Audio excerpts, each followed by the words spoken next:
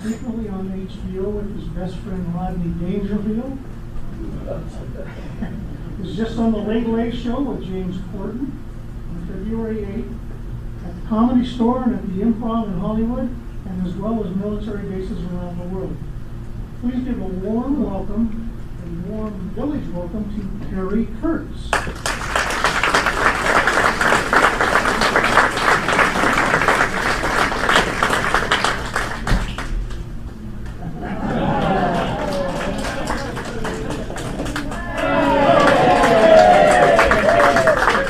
All right, very good.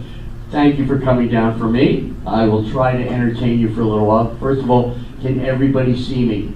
I want to make sure you can see me in my jacket. Thank you very much. Liberace's gone, but I got his jacket. Last week somebody told me I looked like a baked potato with feet. Is that rude? I don't know. Well, my name is Perry Kurtz. I am a comedian since 1974. I've never had a day job. This is what I do for a living. I'm also 67 years old, so I'm not just here to entertain you, I'm also looking for a place to live. Well, that's what I'm concerned about. My big question is, how's the food here? Wow! That's amazing. Normally people go, ah. But the food's here. I was here last time in 2015. So do I look familiar to anybody? No? All right, that's what I figured. Does anybody here have dementia? I just want to know if I can repeat myself in 5 minutes. Well, as I said, my name is Perry Kurtz. I am originally from Philadelphia. Started out there, grew up in Philadelphia. My mother is back there. My mother is 88 years old, and I think she has dementia. The reason I say that, I called her up about 6 months ago, and I go, "Hi, Mom." She goes, "Who's this?" I said, "This is Perry." She goes, "Perry? I have a son named Perry." I said, "Yeah, Mom, this is your son. This is Perry." "Oh, okay. Who's calling?" "This is Perry." "Perry? He's not here."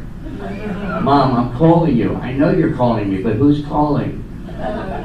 "This is Perry. I'm your son." "Your name is Perry too?" "No, Mom, I'm your son. I'm actually Perry."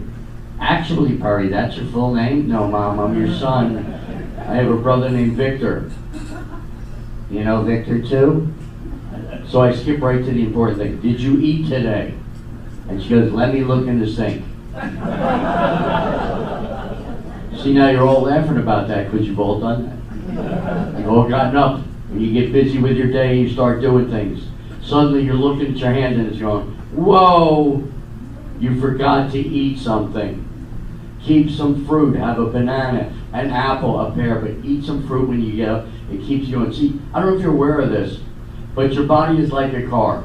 And if you don't put gas in it, it doesn't work well. It sputters and it stops. So eat. Also try to breathe whenever you can.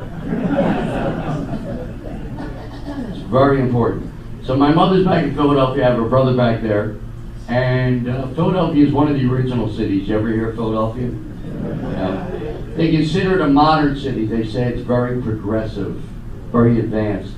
But all these years, they haven't fixed the Liberty Bell. Don't they have duct tape? Can't they put some glue over that thing? No. God bless you. So I was just back there for 2 weeks to see her. Of course, I called her up the next day. She goes, "When are you coming to visit?" "I just left, Mom." "Oh, okay. Who is this?" "Never mind, Mom, it's me." So I grew up in Philadelphia, and in 1974, I was an art director. And I stopped doing that because I was working way too hard. And I went to New Jersey to a bar called the Crazy Horse Saloon, and they had a talent contest. And I just got up and I just talked, and people were laughing, and I won $500. And I said, "I can do this." I was wrong, but the thing is, so I quit the day job, started doing comedy in Philadelphia, but there was no money. And I had heard that San Francisco in 1979 was the place for comedy. So I moved out there. When I got there, I met my first best friend, a guy named Robin Williams. Remember Robin? crazy guy. Him and I would do hours of improv together, just running around. How are you? I'm okay. What are you doing? I don't know. Hello. Everything, just voices. So we became good friends. Also, I got to have dinner once a month with Bill Cosby. Yep, very nice guy, very generous. You know, I remember one time I sort of drifted off at dinner. I fell asleep, and I woke up and there was a cigar in my mouth. I think it was a cigar. I'm not really sure.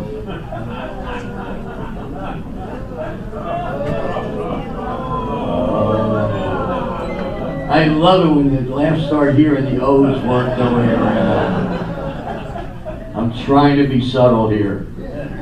But by having dinner with him, I got to meet a lot of famous people. One person I really love was Dr. Irwin Corey.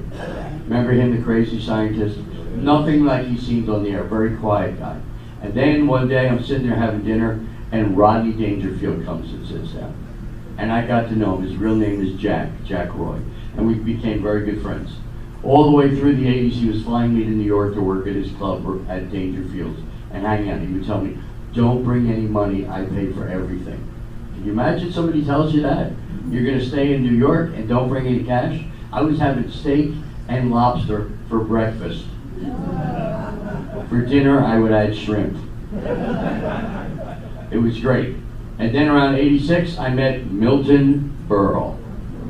He became like my grandfather, and he taught me about the business, about personality and emotions and how to talk about your real life. And that's what I do. I don't write jokes anymore.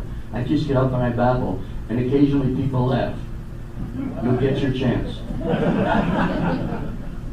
So I've been very fortunate. Then in 1989, he flew me down to get to LA to work at the Friars Club. I'm sure you've heard of that, where they have the roast. I did my 5 minutes, I got done, and I get off the stage. I've got Johnny Carson, Shecky Green, Joey Bishop, Phyllis Diller, Charles Durning, and I get a tap on the shoulder, and there's a little bald guy, takes my hand in his hand and goes, hey kid, I saw your show. Slaps my face. Any guesses? Don Rickles. That's right, I've been insulted by Don Rickles. Yep. So when I moved down to LA, I met my wife. Now I had been married to the same woman for 27 years in a row, consecutively. And in those days, we were going out on my motorcycle. See, when I lived in San Francisco, there was no place to park. You've heard of that. There's, 4 parking spaces for 300 people. So I bought a motorcycle. And because I didn't have a car, I put a big trunk on the back to carry all my stuff. And I was driving from San Francisco to Seattle, to Phoenix, to San Diego and back. On the back of the trunk, I put the words, Perry Cycle. Are you getting it? My name's Perry. Yeah. People didn't always get it. I actually had people pull up in traffic and go, hey, what's Perry Cycle? It's mine. Your name's Perry? Yes, it is. What are you, a comedian? Yes, I am. And he would try to run me over. So I had a motorcycle, and we were hanging out at the Comedy Store in those days. I got to know Richard Pryor very well, worked with him a lot. David Letterman was stopping in. And then after 6 months, she says, hey, why don't you come out to my house? So I drive out to her house, which is in Van Nuys. I go in the house. There is a guy sitting on a couch. There's a little baby girl crawling around the floor. And a boy and a girl in the corner playing with blocks. So of course I said, honey, who are these kids? And she just starts laughing. I guess I forgot to tell you, I have children. And I'm looking at the 2 doors thinking, which one of these is going to get me out of here quicker? Well, there's an old saying, don't get involved with somebody that has baggage. My wife owns Samsonite. But I got to know the kids. They were all very attractive, they were smart, they didn't look anything like me, and they did not know their fathers. And I thought, maybe there's a future for me. See, I don't drink. I stopped drinking in '74. I was in a bar in Atlantic City. I'm sure you've heard of Atlantic City. Back in the old days, before the casinos, that's where we went to hang out. Back in the 70s, we were down. Remember the song, Under the Boardwalk? That was my generation. I got arrested there many, many times. So I'm sitting in a bar drinking double shots of Southern Comfort chased with a Coke, no ice. Yeah, see, people are going, ugh. Southern Comfort is very sweet. I'm diabetic because I love chocolate. When I was 10 years old, my mother found me laying on my back on the floor in the kitchen drinking Hershey syrup directly out of a can. I toned it back, now I have dark chocolate every night before I go to bed. Dark chocolate is actually good for you. It has antioxidants. It is a different type of sugar that doesn't raise your sugar levels, and it relieves strain, stress, and tension. So I have that every night. So I'm sitting in the bar, I drink double shots. A cowboy trucker walks in with big cowboy hat, sits down next to me. Wow, look at you, little man, drinking all that. You think you can drink more, little man? And I said, if you're buying, he bought me 6 more double shots of Southern Comfort. That's about 3/4 of a bottle. Now, I'm a little guy, I'm a little under 6 feet tall. I'll tell you when it's a joke. And because I'm a little guy, I have the Napoleonic complex. You tell me I can't do it, I'm doing it. Well, I chugged them all, he got up and left, and I'm sitting there, and I realized that I was really drunk. And I figured, well, if I'm really drunk, it would be a good time to go meet women. Why do guys think they're sexy? Because they can mumble and drool at the same time. So I tried to get up out of the chair, but instead I turned into liquid mercury, and I slowly slid to the ground till my face hit the floor.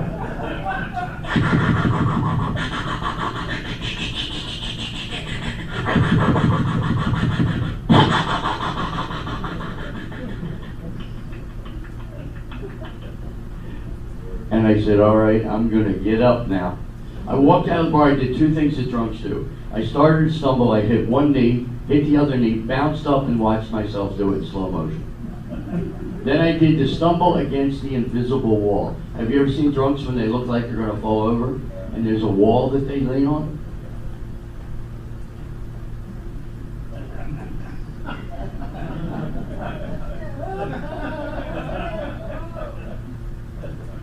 And they're fine. I don't know how this works.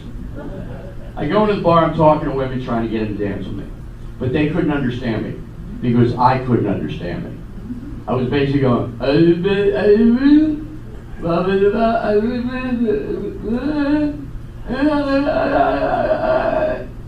I got upset. I wound up in the corner. I was talking to a little girl with big hair. Back in the 70s, they teased her hair up really high.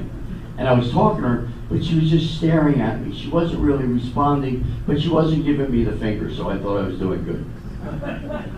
Eventually, I got upset because she wasn't responding. I got up, I walked out of the bar, I went across the street, and I stood on the end of the dock looking down at the cold Atlantic Ocean, watching the waves and crying, I'm going to be alone forever. Ah! Nobody loves me. Ah, ah. I'm going to just kill myself. And I stepped off the dock.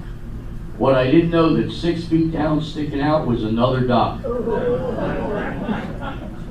I landed on it, smashed my head on a metal pipe, woke up in jail the next morning. My friend bails me out. He says, you climbed 2 10-foot fences to get to that dock. I was drunk, but I was dedicated. It was $1,000. I had trespassed on a Coast Guard dock. They were going to send me to prison for that. I said, I don't even remember falling except the clang noise. So we get in his car, we're driving back. I got a lump on my head the size of a softball. And he says, do you remember anything? I said, not much. Last thing I remember, I was in the corner talking to a girl with big hair. He goes, girl with big hair, you're on your knees talking to a bar stool.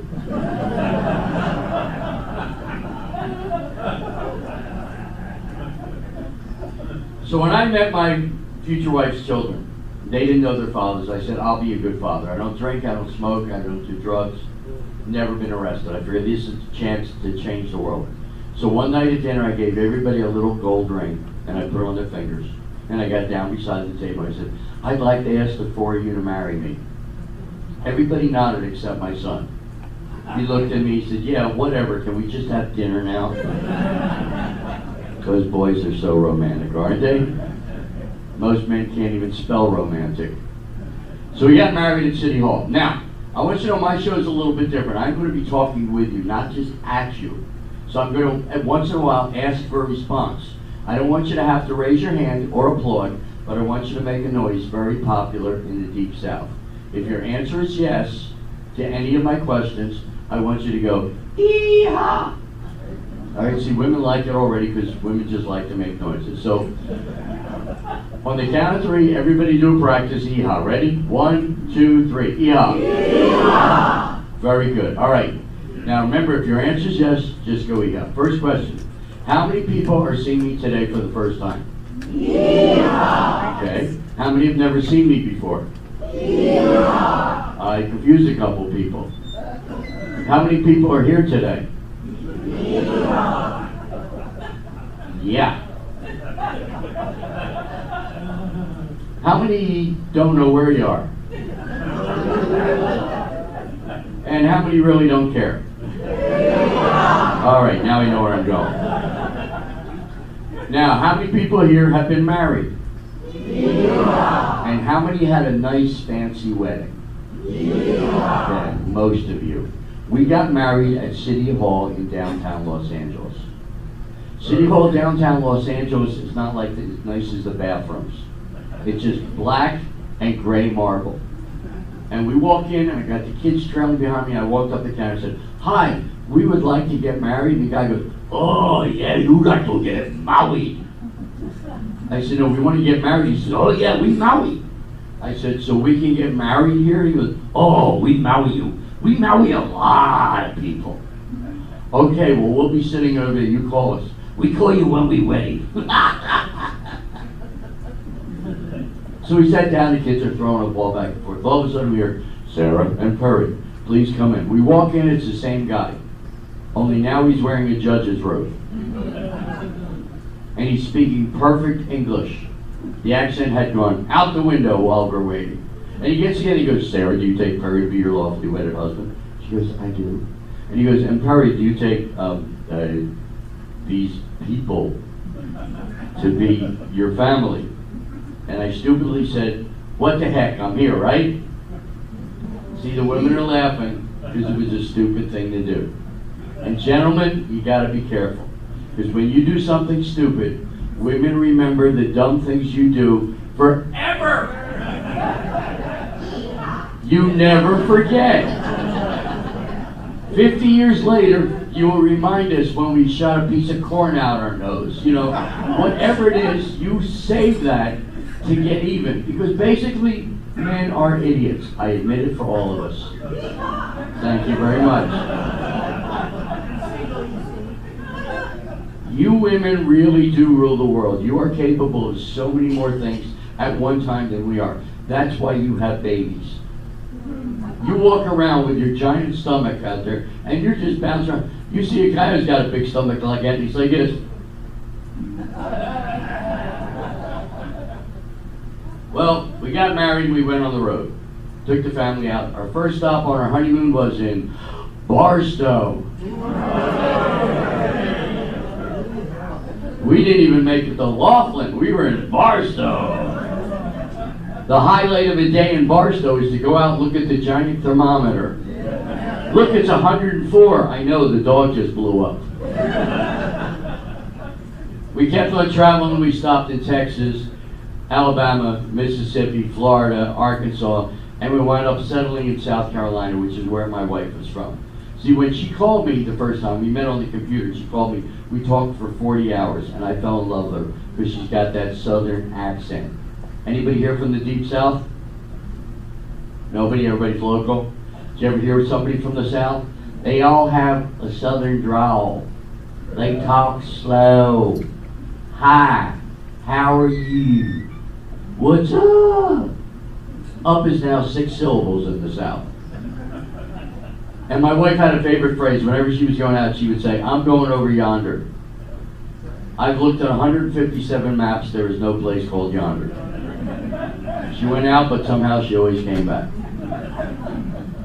So we moved across the street from my wife's father, Jimmy.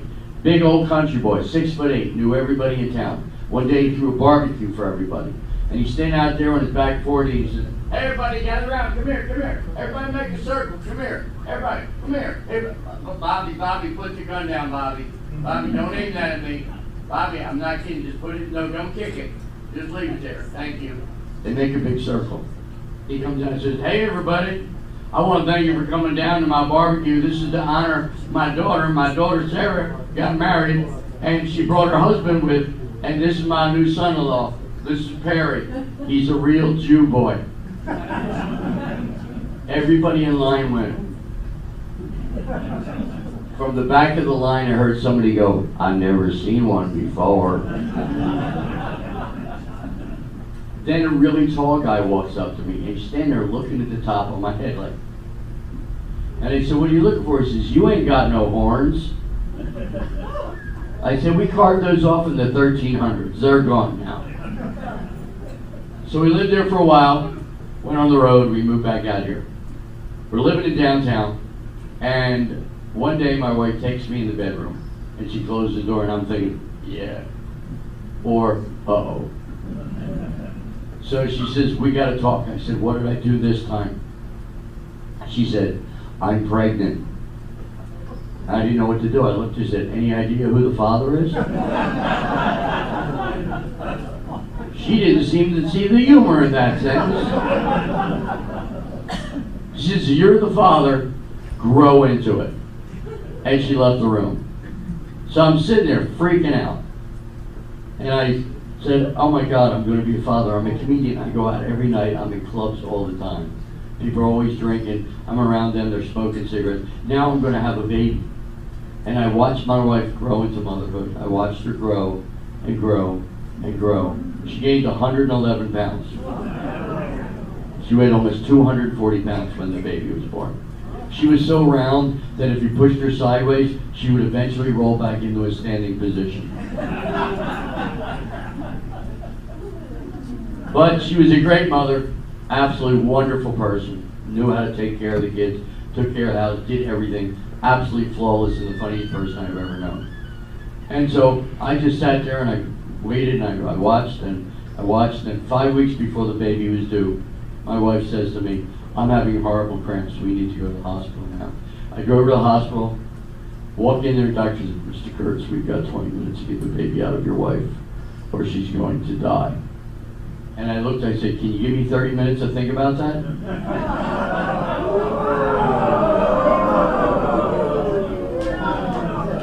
So I got the typical response, "What are you, a comedian?" "Yes, I am." So he said, "You can come in the room if you'd like. You're welcome to come in there. It's going to be a cesarean section, so we're going to be taking the baby out of your wife's stomach. So you're welcome to come in and watch the operation." So I'm sitting out there waiting, and I'm sweating. My hands are like, "Oh my God, I can't believe this. Oh, geez." All of a sudden he goes, "Mr. Kurtz." I walk in. My wife's on the table. They got her feet hanging from ropes. He's standing there in between her legs. He's got her cut open from one hip to the other. Both hands are inside of her. And he's picking things up, looking at them, and dropping it back in like he lost a watch in a drawer or something. No emotion whatsoever. Meanwhile, he's talking to the nurses about renting cars to go to Las Vegas. No, don't use dollar, no, use Enterprise. Here, there's a card in my wallet, just take it out. And I got a little bit upset. I said, "Hey, do you have any idea what you're doing?" Perfect answer. "This isn't my first rodeo." So I said, "How many times have you done this?" He goes, 3 or 4. I went, "What do you get, 3 or 4,000? Finally, he takes her out and hands her to me. Now, again, by EHOS, I know a lot of you have children. How many people here have children that you know of? Almost everybody. All right, I want you to think back to when you first saw and looked into the eyes of your first child. It's the most miraculous thing in the world. I was crying. I'm thinking, this is more beautiful than all the sunsets, more beautiful than all the sunrises, more beautiful than all the roses in the world. This baby is more beautiful than $1 million in cash.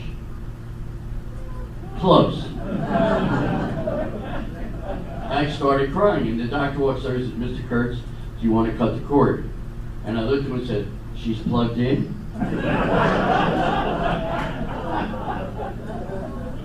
He says, "No, the umbilical cord." I said, "You're going to give me scissors?" He says, "Bring her over here." I put her on a little platform, and I go to cut it. Now, I thought that it was just going to snip, that it was going to be like this, just cut. No, It's like steel. I go to squeeze the scissors, and every time I squeeze it, the umbilical cord pops out of the scissors. So I'm chasing her umbilical cord around her stomach. After about 5 minutes, I turn around. There's 45 people in the room. Every nurse and doctor was in the hospital, was down there laughing and pointing and taking pictures. Look at him, he's really freaking out. Finally, the doctor walks there and says, "Here, let me hold you." He goes, "We do that to everybody." I said, "You need to get out more often." Oh, so we took her home. Oh, right now, this jacket, I love my jacket. I got this in 1981 for $21. As far as I know, I'm the only man that has one. I've gone to 5 Academy Award parties, like 5,000 people. No other men have a jacket like this, because no one else is stupid as I am. But it's very warm, so I'm going to, as we say in the business, I'm going to take it off. So ladies, please don't go jumping up, don't go pulling out $8 bills, all right? Here we go. 1, 2, 3.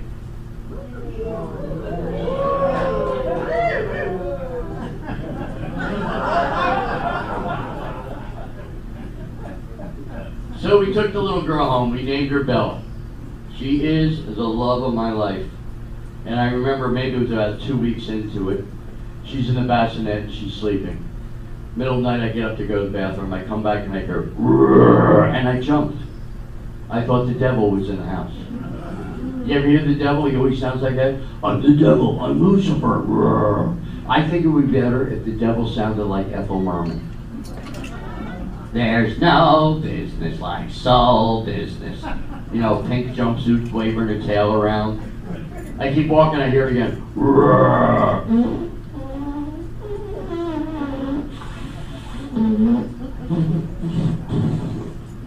A smell hits me. I couldn't breathe. My eyebrows and eyelashes burst into flame. I fell to the floor, I climbed to the bed, I said to my wife, "Honey, what's that horrible smell coming out of the baby?" She goes, "Oh, it's from baby food. We give it to him at night and it gets the gases out." And I said, "Wow, I wish I knew about this in advance."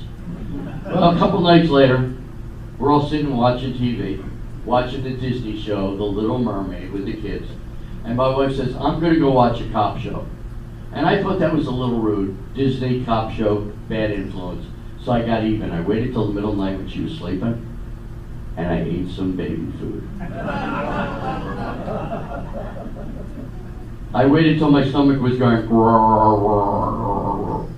and I crawled into bed and I woke her up. I said, "Honey, pull my finger." She pulled my finger and she goes, "Oh my God, what's that horrible smell?" I looked and said, "Baby food. Good night, honey."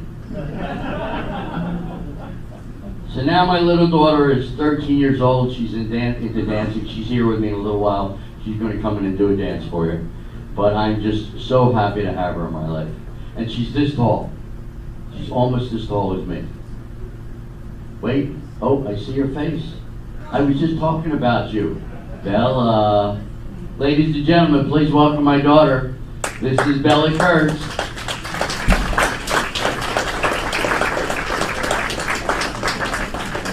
We go to karaoke, and women always come up to go, "You're so pretty, your mother must be gorgeous."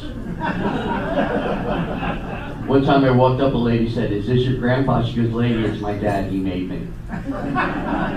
So is your phone ready to go? All right, so she is a dancer now. She's gotten into what's called K-pop. Remember when the Beatles came to America? The new thing is Korean rock and roll, and it's taking the country by storm. And she has some dance moves. So she's going to give me her phone, and she's going to actually dance for you. So get that ready, start it up, give it to me, and as they say in the business, kick it. All right, here we go.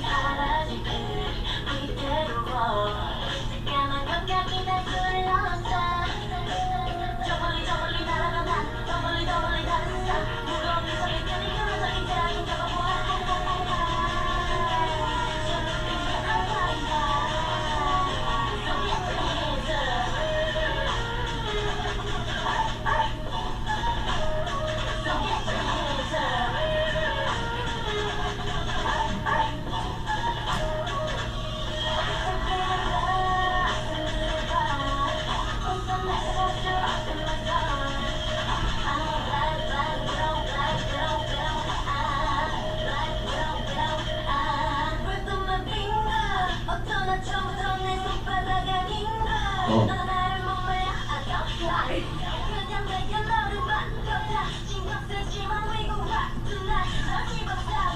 All right, ladies and gentlemen, my daughter Bella. You want to do the rest? All right, she wasn't done. I'm sorry. Oh, do the cartwheel.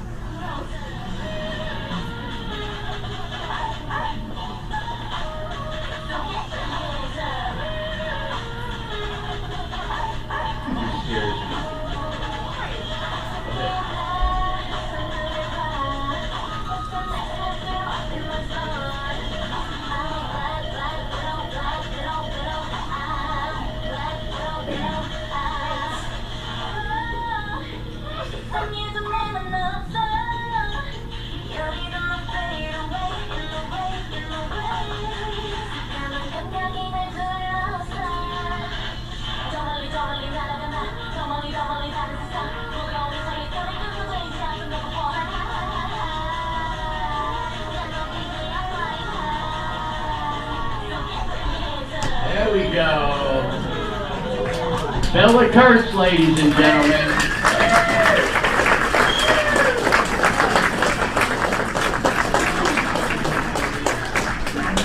Oh man, I love her so much. And the exact translation of the song is it's called My Dad's an Idiot. Because you know, if you have teenagers, they think you're an idiot till they're like 24, right? I know what I'm doing, you're 12.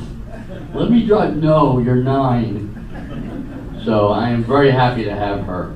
Now, one of the things I want to talk to you guys about is, I don't know if you noticed this, but you're all starting to get older. You are. But you are not old. Old is the end of the story. You're older. You are moving. You are still here. You all walked down here, rolled here, somehow got here. You're all older. I don't even like being called a senior. I think we should be called vintage. Because vintage means you've been knocked down, you've been fixed up, but you still have value. We are the people that kept this country going for the last 70, 80, 90 years. You know, now I don't know where it's going. The director looks like a pumpkin with shoes. But we have value, and we go through changes. When you get older, your body changes. Remember when you were 18 years old? And your body was slender, and to wash the soap off in the shower, all you had to do was put your hands up. Then you hit 40, and gravity starts pulling your parts down. Now to wash the soap off, you have to lift things out of the way.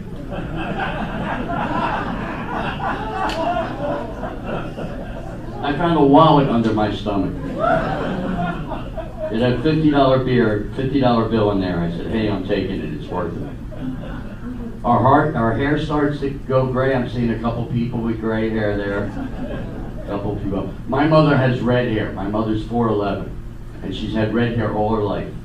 All her life, people told her she looked like just like Debbie Reynolds, and she did. When Debbie Reynolds died, she called me up. She goes, "Per, Debbie Reynolds is dead. Now who do I look like?" I said, "Burt Reynolds." She goes, "Close enough." So our hair goes gray. Some of the gentlemen, we lose our hair. Usually, I mean, they used to get busy a lot when they were younger. I've got all my hair. I'm very happy about it. I often have tall guys come up and look at my hair and tell me that I have too much hair. And every one of them I found out has a little bald spot right on the top of their head that nobody under 6 feet tall can see. So now I say, "Why, you want some hair for your bald spot?" You know, young people ask me if I dye my hair dark. I go, "Yeah, I dye it dark and then I spray the gray back into it." But our bodies change. You got to wear special shoes. I got neuropathy. I got diabetes. Anybody with diabetes? Couple people? I've got it under control, which you got to do. Like I said, I start out drinking chocolate milk, drinking chocolate syrup. I still have chocolate all the time, but I got it under control. But because of that, I got arthritis, and I had to have my left hip replaced. Any hip replacements? There's got to be a bunch of those here, yeah. And what happened is I got a bone spur. It came on in 2 weeks. There was a lump in the socket. And when I would walk, it would go.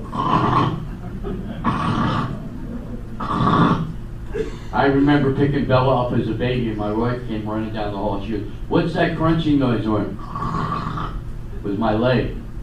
Well, I was going to get the operation done. I was nervous about it, and I had a nightmare. I actually dreamt that I was on the operating table, and I heard the doctor say, "Nurse, I think I cut too deep." And she said, "Why do you think that, doctor?" He said, "Because I'm scratching the table." Now that was just a dream, but I woke up sweaty and shaking, and I put off the operation for 2 years. To live with the pain, I started taking a medication. I don't know if you've ever heard of it. It's called Vicodin. Very popular these days. I was taking 10 to 20 pills every day to control the pain. It worked. I didn't have any pain. I couldn't feel anything from my neck down. I didn't know if I was going to the bathroom or not. One time I was leaving the Improv and I was saying goodbye to Bud Friedman. I'm shaking his hand. I said, "Bud, thanks for having me on the show, but I gotta go." And he goes, "You already did." But about a year after the operation, I realized that the doctor hit a nerve and changed things. Now I have to wear extra clothing. Because of the operation and hitting a nerve, now I have to wear plastic pants. I'm not ashamed of it. I think it's great. There's a certain comfort level, because no matter what I'm doing, if I have to go, I can, wait a minute.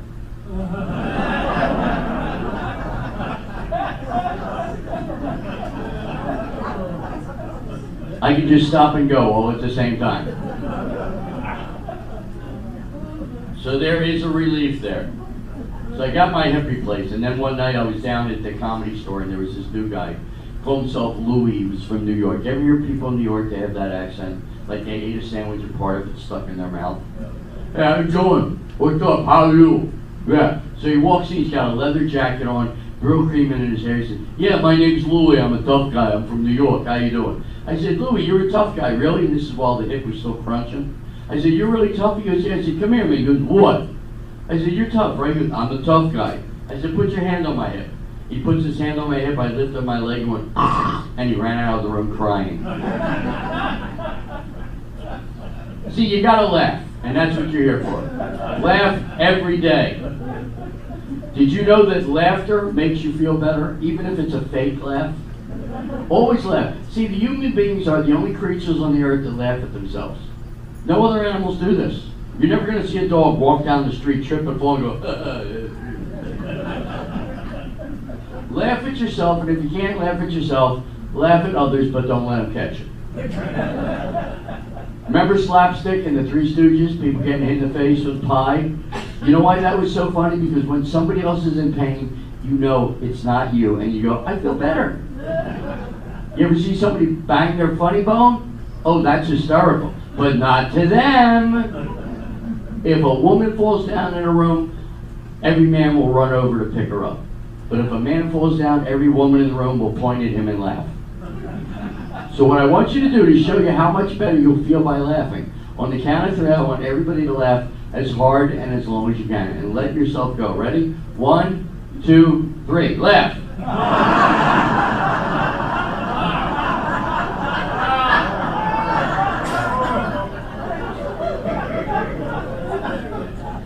She can't even stop laughing over here. Look at her.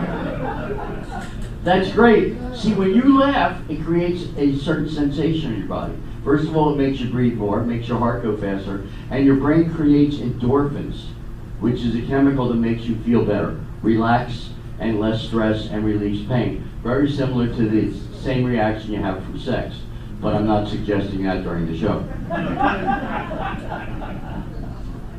So if you're having a bad day, things are not going right, just sit there and go, and you'll find you instantly feel better. Laughter heals, so don't be afraid to laugh. And laugh at other people if you can. You know, if somebody does something stupid, just, that was unbelievable. You know, because you've got to laugh at yourself, because we are in the wonder years. It's called the wonder years because I wonder where I put my glasses. I wonder where my keys are. What do I do with my teeth? Remember when you first got your dentures? 6 months later you're driving somewhere, you're in the car and you go, "Oh no, I forgot to put my teeth in." And And you spend the rest of the day talking to people like that. Hi, how are you? I'm okay. Everything's fine. We wear bifocals, which are extremely annoying. It's two lenses. The top lens is so you can see distances, but the bottom lens is so you can see things up close. It makes them bigger. It makes them look closer. And when I first got them, I was tripping going up the stairs. It's one thing when you fall coming down, but you know how stupid you look when you're going like this? And then the special shoes, you got to get inserts, and you got to take 1,000,000 pills. I take 18 pills every day. Yeah, but I put them in a little cup. Because I learned if I put them in my hand, whenever I put the pills up to my mouth, the tiniest pill falls out of my hand, hits the ground, and disappears off the earth. I don't know where they go. I've looked under the carpet, behind the dresser. They're gone. There is a planet on the other side of Pluto made of these little tiny pills that we cannot find. Then, of course, some of us, we start to lose our hearing. A lot of shows I show up, they see me and they turn up their hearing aid. Then they hear me and they turn them back down. Sometimes I hear people falling asleep. Oh, wait. No, that's my phone telling me to call my mother. Yeah, if I don't call her at a certain time, she doesn't remember to go to sleep. Yeah, a couple weeks ago I was on the Gong Show. It's back on now. And I was on the Gong Show, and I'll show you what I do with my special instrument. So I was sitting with her, watching the show. And she looks at me, she goes, "Who was that?" And I have my jacket on. I go, "That was me." She goes, "What was you?" I goes, "That was just me on the show." She goes, "What show was that?" I said, "The Gong Show." She goes, "That show hasn't been on for years." I said, "Mom, I was just on that show." "Who was on that show?" "I was on that show." "You were where?" "I was right there on the television." "You were on television?" "Yeah, that was me." "Where were you?" "I was just on television." "Do we have anything to eat?" That's the way it is with her. So I have to call her every day. Sometimes I do shows and it's basically just memory care, so they don't remember 5 minutes later. Once in a while people will fall asleep. I had one guy in the back room, he was just like,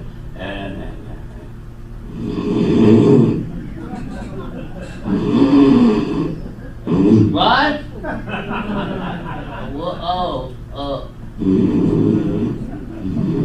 Right out. So you never know. But you got to keep yourself going. Bottom line is, you're still alive. Every day above ground is a good day. Because nobody knows what's on the other side. Maybe it's good, maybe it's bad. Maybe it's a retirement center with no food. You don't know. So keep yourself going. One of the ways you can keep yourself going is talk to people. When you engage yourself with other people, it keeps your brain going. I talked to a lady earlier today, she was 93. I wish my mother was half as smart as she was. And it's not a matter that you're not smart, but you lose your attention span. So talk to people. If you see somebody in the hall, they look depressed, just walk up and say, "Are you okay? Anything I can do?" You might actually save a life. And play games. Anybody play bingo? Yeah? Anybody win more than $5? 2 people. Wow. I've never met anyone that's won more than $5, and you're both sitting next to each other. You must be cheating. That's great. Are you guys back there, you two, are you together? Yeah. Are you married? Yeah. How long have you been married? 100 years. That's great. That was an opinion. She was saying it feels like 100 years.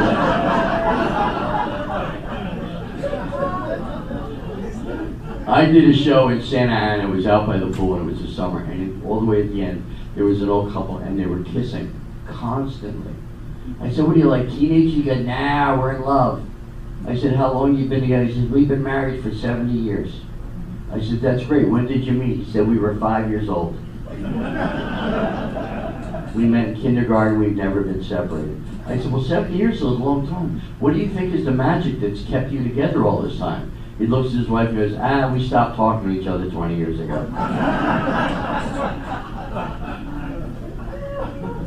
And another couple, they were sitting up front. She had her hand on the inside of his leg. And I said, look at you two, are you guys together? And she goes, whatever. I said, are you married? She goes, yeah. I said, how long are you married? She goes, 4 years. I said, how long have you known each other? She goes, 54 years.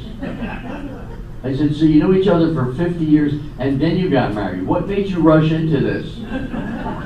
And she looks at me and says, oh, we were waiting for our spouses to die.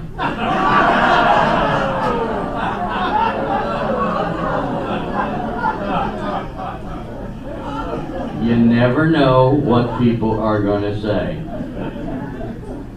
So play bingo. It's really good for you. Bingo will keep your ears going because you got to turn up your hearing aid. You got to adjust your glasses. And then you got to try and get the chip on the board without your hand shaking and throw it off. I have a spasm in my left hand when I hold light things, and I'm left-handed. If I hold a pen or something light, my hand shakes. And one time Bella and I were having dinner. I was eating macaroni and cheese. And my hand shook. And the macaroni and cheese flew off the fork. It hit the wall and slid down to the floor. Do you have any idea how embarrassing it is to be kicked out of a Denny's restaurant?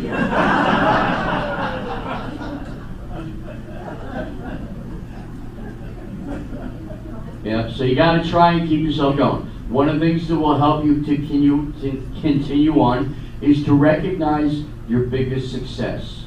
And you celebrate that once a year, your birthday. You made it this far. How many people didn't think you'd get past 30, or past 40, or 50, or 60, or 70? I had a lady come up to me. She tells me she's 105. She was this tall. She walked up to me sideways like John Wayne, like this. And she grabs me around the head. And she goes, honey, I love your comedy, but my husband's not doing really good. Why don't you come back and see me in 6 months? She takes my head, turns it sideways, and kissed me right on the lips for 5 seconds. Seemed like an hour. And I felt myself go, ugh. And she says, I'll be here when you come back. Love you, sweetheart. And then she walked away, and she was trying to be sexy. She walked away like this. So I ain't going back. But she's 105 and she's still looking for it. So the bottom line is keep yourself going now. Do we have anybody celebrating a birthday either in June, July, August, or September? Any birthdays? This whole section here. We got a lot of them. All right, let's start with you, sir. She pointed you out. And what is your name? Bert. Bert? And where are you from originally? Philadelphia. Yay! I got a ride home. That's amazing. What part of Philly? North Philly. Wow. So like down on Broad Street? Down who? Broad Street in Philadelphia. I know where Broad Street is. Okay, yeah, I was born right off of Broad Street. That's great. Wow, do you know my mom? Because we have the same ears, so I'm just wondering. Now, when's the actual birthday? 22nd. Of this month? Yep. All right, and how old will you be? 87. 87. Congratulations. Very good. That's great. Well, happy birthday to you. Who else we got a birthday over here? Go back to gentleman on the end there. Right there, you sir. What's your name? Jim. Jim, a Jim, is that it? You're a Jim. And where are you from originally? Fresno, California. Fresno. So this is a big day being here. But there's still farms everywhere. That's okay. And when is your actual birthday? September 7th. September 7th. Very good. How old will you be? 93. Congratulations. All right, let's see. Any birthdays over here? Right there, pointing to him, and then we'll get to you. And you, sir, how old are you? What's your name? All right, Jim, and when's your actual birthday? She can tell me. How old will you be? 90. Congratulations. You made it. That deserves credit. Very good. And the gentleman at the end over there, what's your name, sir? Rex. Rex. Ooh, nice man. I'm Rex. I'm also a Leo. You what? I'm also a Leo. You're also illegal?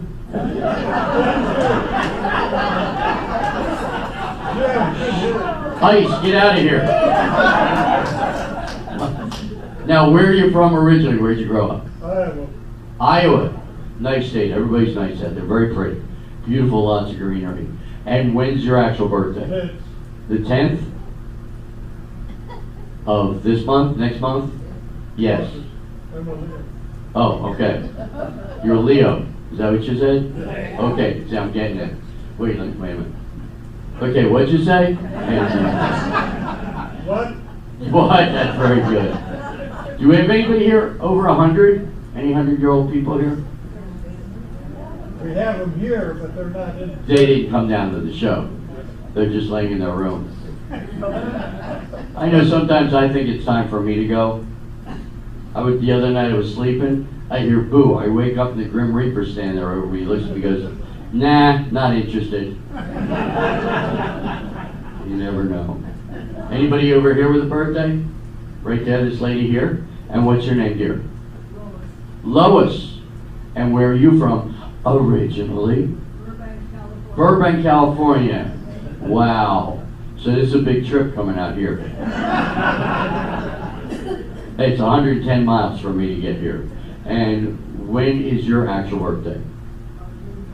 June 5. And how old? 85. Great. And do you know this man next to you? You're shacking up with him.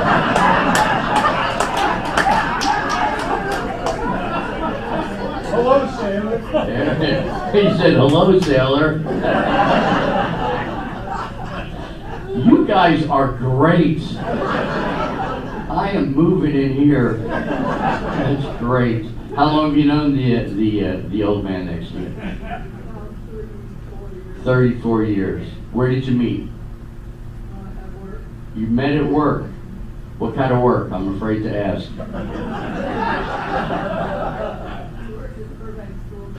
Oh, you work for the Burbank School District. Good. My daughter just started high school this week.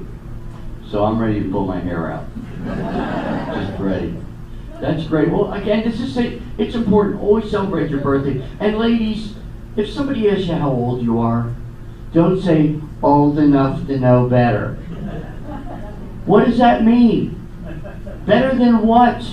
It's not even an answer. Be proud, whatever age you are. Be proud. Stand up tall and say, I'm 86, I'm 90, I'm 105. Whatever it is, because your biggest success is that you made it this far. So laugh about your age and laugh at jokes. I have a couple jokes for you. 95-year-old Sadie walks into a bar. She's got a parakeet on her shoulder. Bartender says, Sadie, why do you have a parakeet? She goes, well, I'm getting a little bit lonely, and I thought any man that can tell me what it weighs can take me home. He goes, okay, everybody, Sadie's got a parakeet on her shoulder. If you tell her what it weighs, you get to take her home. Guy walks up, he goes, Sadie, let me guess. She goes, all right. He goes, 10 pounds. She goes, close enough, let's go.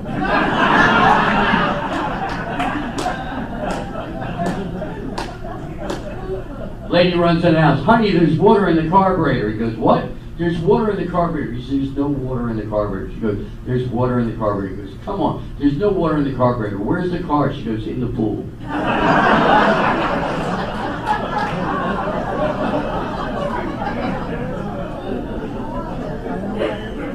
A couple walks past a wishing well on the way out of the restaurant. The husband throws a quarter and makes a wish. The wife throws a quarter and makes a wish and falls in and drowns. The husband goes, wow, it worked.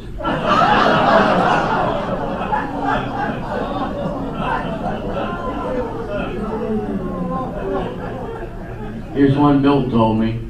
Why do men die before their wives? Because they want to. The guy's sitting in a bar crying. His friend walks up and goes, why are you crying? He goes, oh, I had a big fight with my wife. She told me she wouldn't talk to me for 30 days. He goes, why are you crying? He goes, the 30 days are over.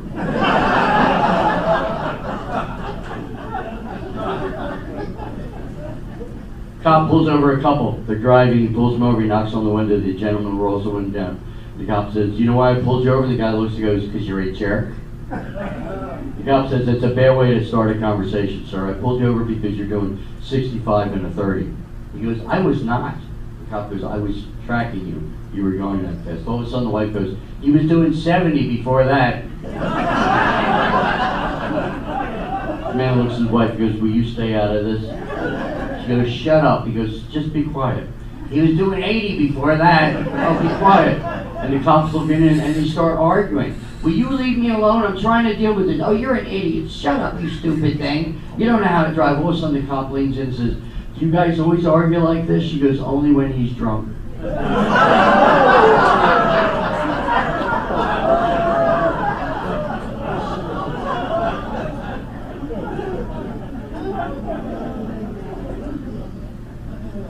Oh, man. You guys remember when we were little, when we all had, I forget what they were called, not the common lines, party lines. Remember party lines? You get on the phone, there's somebody having an argument, and you want to say something, but instead you just listen for a while. No, don't call her that. Hi, excuse me, this is Perry in 1040. Hi, can I use the phone when you're done? Yeah, just bang on the wall. Now, if somebody loses their cell phone, they can't breathe. You ever see a teenager drop their phone? Oh my God, my life. That's all they do. They're constantly, they're just texting and they walk right into you. Oh, I didn't see you there. I saw a kid walk into a moving car, just rolled over the hood and kept walking. The old days, the phone was attached to the wall. You never lost it. Remember when you were young and you got sick? You hurt your hand or something? Mom said the same thing. Take an aspirin. I cut myself. Take an aspirin. I chopped my foot off. Take an aspirin. Things are so different these days. All right, here's my favorite new joke. There's a couple sitting in a restaurant. Gentleman's looking at this beautiful redhead and she's smiling at him, playing with her hair. All of a sudden she sneezes and her eye pops out of her head, her glass eye, flies across the room. He catches it. And he walks over, he goes, I believe this is yours. And she goes, yes, it is. Thank you so much. She takes it, puts it back in her head, blinks, and it looks perfectly normal. She says, you're so nice. Join me for dinner. I will pay for it. He sits down. They're having a great conversation. She's got him hysterical. So he's laughing. She's laughing. They're enjoying the meal. She says, you know what? Let's go dancing. I'll pay for that, too. They go dancing. They're having a great time. She's a really good ballroom dancer. She's spinning him around. He's just so happy. Then she says, you know what, let's go home. The next morning, she brings him breakfast in bed. And he's sitting there eating it, and he looks at her. Listen, I got to ask you, are you this nice to every man you meet? And she goes, no, you just happen to catch my eye.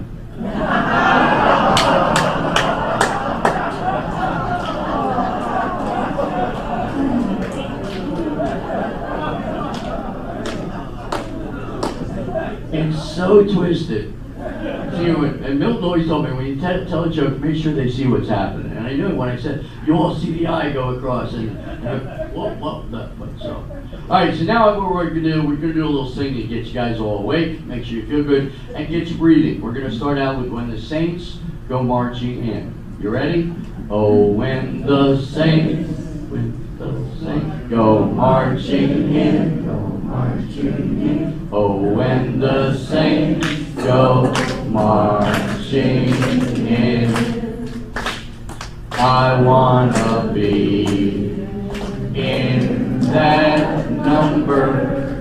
When the saints go marching in. Very good. You guys sing really well. You know what? We should go on the road. We'll get a bus. A big bus. One of those double deckers with a hot tub and a wet bar. And we'll tour the country. We'll call it the Geezer Show. Because kids won't know what geezers are, you know. We'll get our own people our own age. All right, now what I'm going to do is I'm going to bring out a special instrument. And this is what I use on TV. This is called a keytar.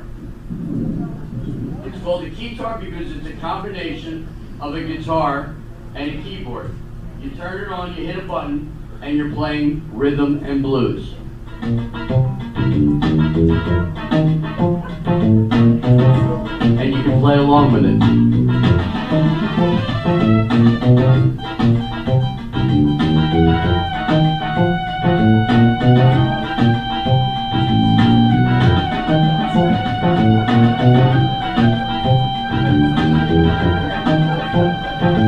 And when you're done, you hit one button.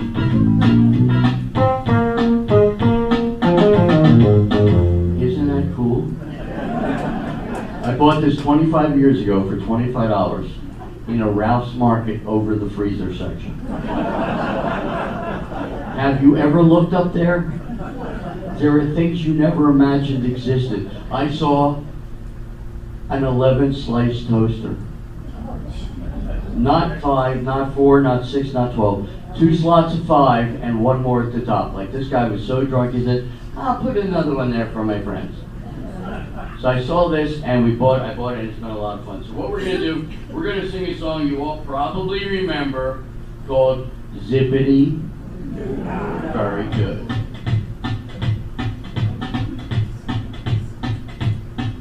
And zippity-doo-dah, zippity-yay. My, oh my, what a wonderful day. Plenty of sunshine coming my way. Zippity-doo-dah, zippity-yay. Mr. Bluebird on my shoulder. It's the truth, it's actual, everything is satisfaction. Zippity-doo-dah, zippity-yay. Wonderful feeling, wonderful day.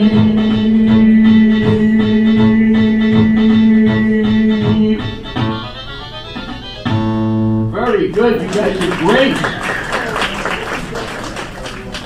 And you did that unassisted. That's the most important. Thanks for getting that joke.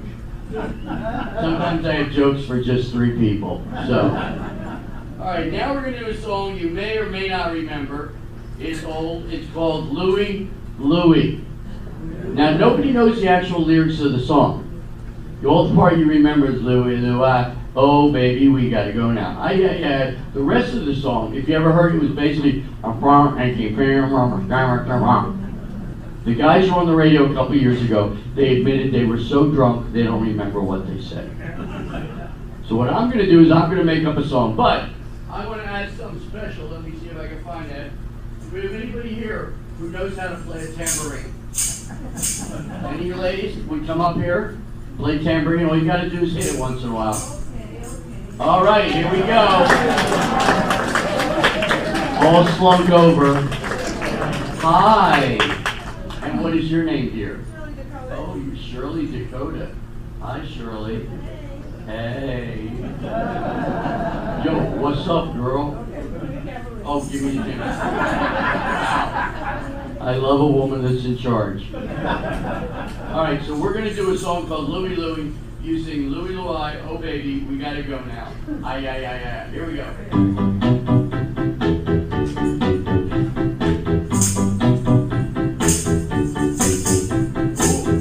Double time. Look at this. Wow, wow, wow, wow. Well, folks, this is Shirley Dakota. She's gonna play tambourine for you. Obviously, by the double beat, she knows just what to do. I got a funny feeling she's done this before, and I guess she's gonna play a little more. Come on, Louie, Louie. Oh, baby, we gotta go now. Aye, aye, aye, aye, said a Louie, Louie. Oh, baby, we gotta go now. Aye, aye, aye, aye. Well, she's been playing that while I'm looking at you. I see you over there, you're tapping your shoe. I see some people clapping and you're looking around. She's working that thing and making it go down. Come on, Louie, Louie. Oh, baby, we gotta go now. Aye, aye, aye, aye, said Louie, Louie. Oh, baby, we gotta go now. Now I know there's some dancers out there. Anybody want to come up and dance for us? Anybody? Anybody want to just sit there in their seats and not do anything? How many people just want to watch this show? Alright. Now look, I thought you would get up and dance with me, but no, you'd rather sit there and look at what you see. I'm doing rapping now. A lot of people think it's not right. They can't believe I rap so well just because I'm white. I don't know if you can tell that. I'm so white, I'm almost transparent. Alright, now I'm going to do my big closer. This is a thing I call karaoke. Do not try this at home. Thank you.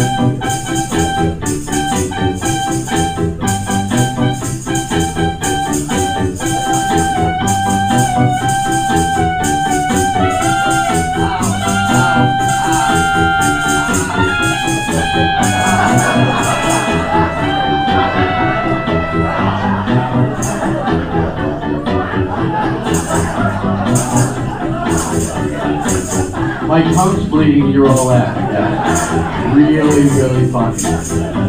Alright, great, now I sound like Daffy Duck. Alright, we're all gonna sing again. Are you ready? Here we go. 2, 3, and. I. Oh, baby, we gotta go now. I said I. Oh, baby, we gotta go now. Well, I gotta get out of here. I want to thank you. You have made this a magnificent day for me. Thanks for coming out. Remember, never give up. Never give up. Never give up. It's not over until the fat lady squats. Maybe that's not exactly right. But keep on living, keep on moving, and don't lay around in your room and stare at the TV. Remember it was called the boob tube? They said if you're staring at too much, you grow up to be stupid. I watched way too much television. My name's Kurtz. You guys have been absolutely magnificent. Take care of each other, never give up, and I hope to see you next time.